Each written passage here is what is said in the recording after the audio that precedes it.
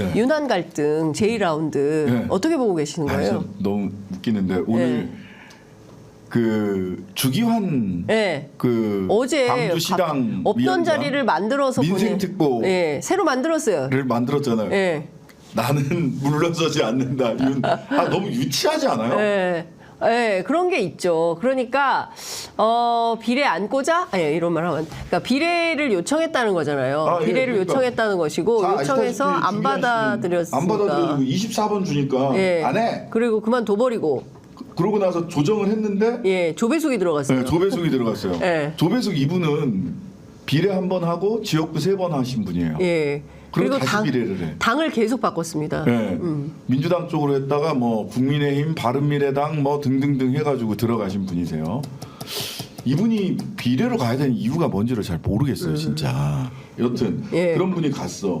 그랬더니 주기환 씨를 그 옛날 광주지검 특수부에서 수사관으로 윤석열 대통령과 같이 근무했던 분이잖아요. 마지막까지 술자리를 함께했다는 분을 알죠. 민생특보 없는 자리 만들어서 데리고 이게 간 뭐예요? 거죠. 그냥 감정 싸움 하는 거거든요. 거기다가 한이랑. 어제 그 수여식까지 다 해버렸어요. 그러니까 만약 내가 그래도 나는 사람을 끝까지 챙기는 사람이다 라고 하는 걸 보여주려면 3주 참으면 돼요.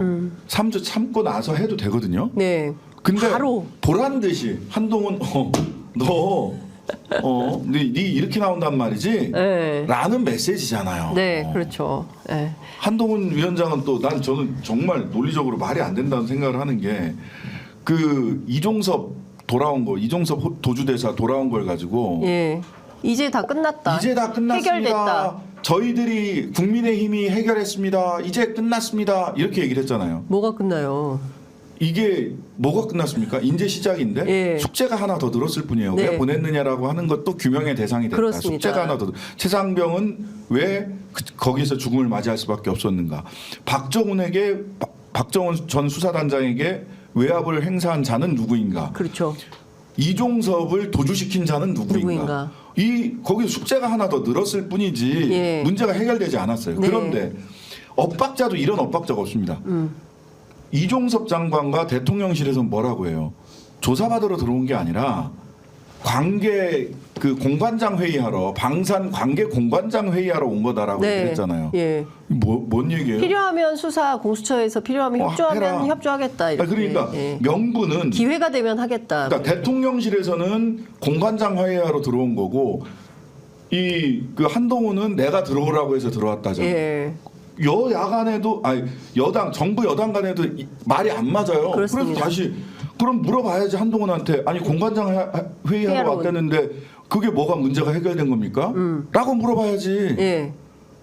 그렇죠. 그리고 대통령실에다가는 한동훈 비대위원장은 문제가 다 해결됐다는 건데 그런 공관장 회의가 아니라 이거 수사 때문에 들어온 거 아닙니까? 라고 물어봐야지. 그렇죠. 자기들끼리도 지금 말이 안 맞아. 이게 전부 다 제가 보기에는 이기면 내 공이고 지면 네 탓이야라는 얘기를 하고 싶은 거예요. 그러니까 윤한 갈등의 제2라운드는 시작이 됐고 서로 이번 선거가 끝나면 공은 누구고 관은 누구에게 있으며 이 선거가 잘못되면 책임은 서로 내탓 공방할 가능성이 높겠네요. 지금은 이제 내 탓 공방으로 갈 가능성이 크죠. 너 때문에 졌다. 너 때문에 졌다. 너 때문에 졌다. 하여간 대파 때문에 졌다.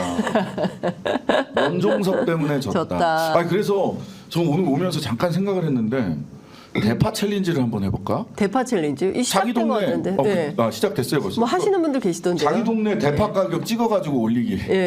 대파 챌린지. 우리 동네 했더니 할인 카드 쓰면 2,450원이고 그런 카드 없으면 3,500원. 그래서 이제 제일 지금 이 대파 때문에 피를 보고 있는 쪽은 농협 하나로마트더라고요. 그러니까요. 갑자기 3일간 더 연장했대. 한 번만에 끝내면 욕먹을 것 같으니까. 아니 그리고 갑자기 대파 가격이 40% 할인한다는 경제지 기사가 막 쏟아지고 있어요. 그러니까 저는 이런 기획을 누가 한 것이냐. 그러니까 대통령을 바보로 만든 기획이라고 저는 생각해요.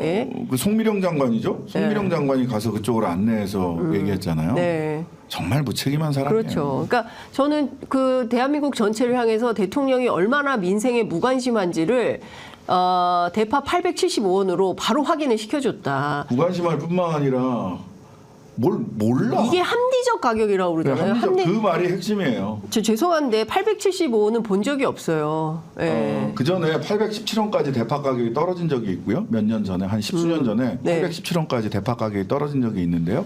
그때 농민들이 난리가 났습니다. 이 가격으로는 도저히 그냥 갈아엎고 말지 추락 가격도 안 나오는 거예요. 그러니까 지금 대략 계산해봐도 현재 네. 대파 원가가 1,000원이 이미 넘어요. 근데 거기에다 유통마진이 붙으면 2,000~3,000원 이상 예.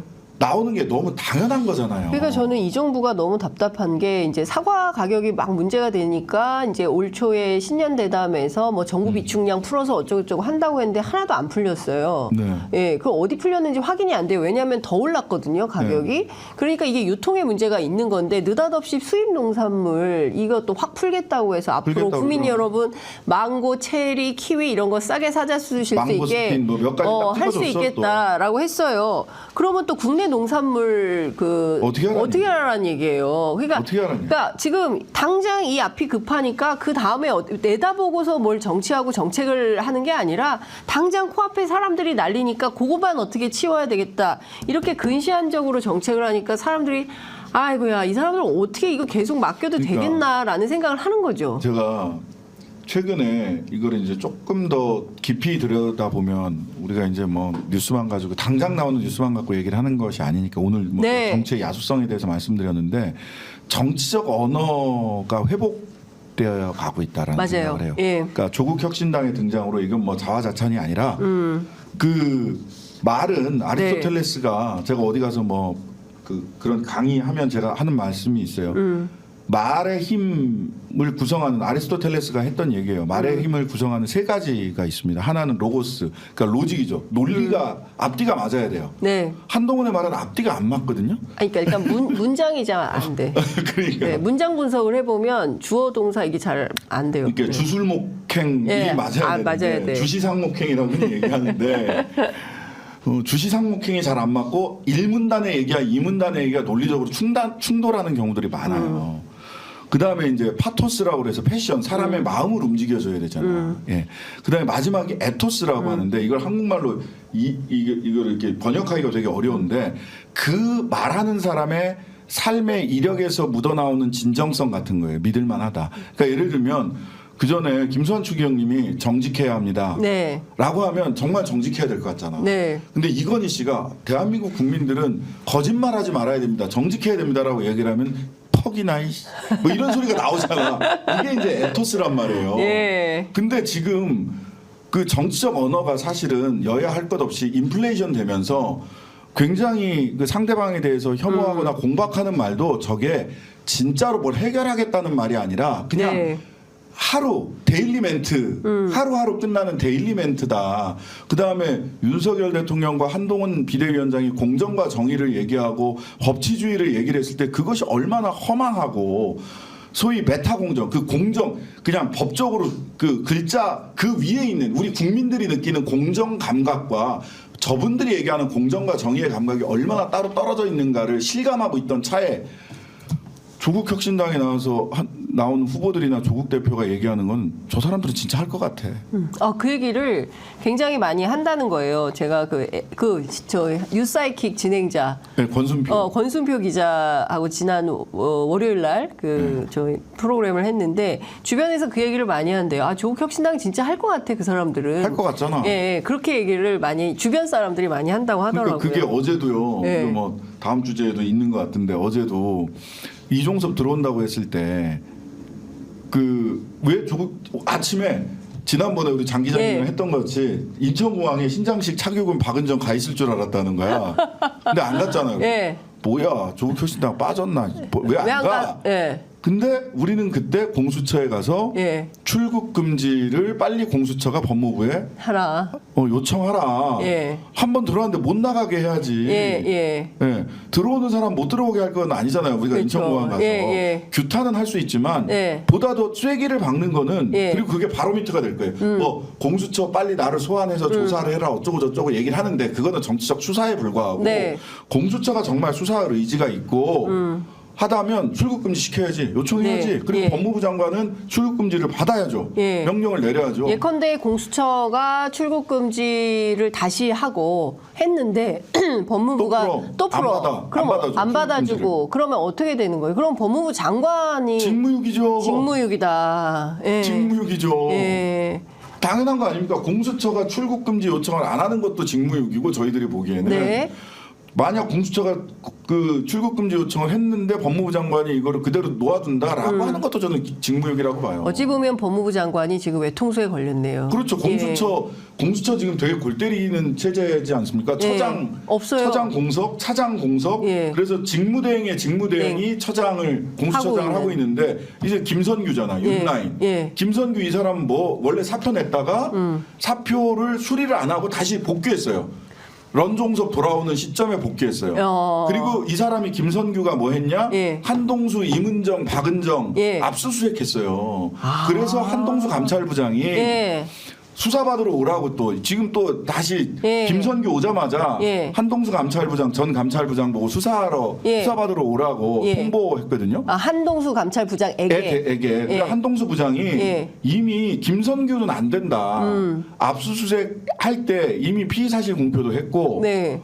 이래서 이런 사람에게 수사받을 수 없다. 네. 그러니까 기피- 기피 회피 신청을 예, 했어요. 예. 근데 그 기피 회피 신청에 대해서 답을 하지 않은 채로 오라고. 다시 소환을 했어. 이야. 말이 안 되는 거예요. 이건 네. 공수처도 기피 회피에 대해서 아니 문제 없습니다. 우리는 김선규가 계속 수사할 거예요라고 하든가.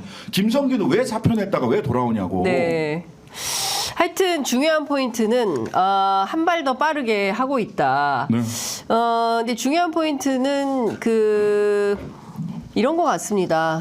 공수처도 그리고 법무부도 국민의 눈을 속이기 어렵고 지금은 이제 민주당이 정보를 입수해서 새벽 4시 반부터 이제 귀국하는 현장에 가 있고 또 조국혁신당이 또 빠르게 정보를 파악해서 공수처 급소를 앞에 찔렀지, 급소. 가 있고 뭐 이런 등등을 볼 때 상당히 적극적이고 빠르게 움직이고 있는 정치 세력이 있다. 그러니까 그것 때문에 이제 국민들이 많이 환호를 하고 있다 이런 말씀을 좀 드릴 수 있을 것 같습니다.